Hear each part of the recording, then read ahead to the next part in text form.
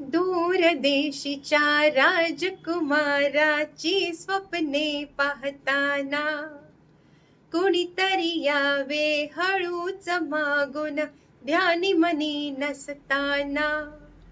दूरदेशीच्या राजकुमाराची स्वप्ने पाहताना कुणीतरी यावे हळूच मागून ध्यानी मनी नसताना. नकळत आपण हरवून जावे स्वतःस मग जपताना. अन मग डोळे उघडावे ते दिवा स्वप्न पाहताना. आयुष्य हे चुलीवरल्या कढईतले कांदे पोहे. आयुष्य हे चुलीवरल्या कढईतले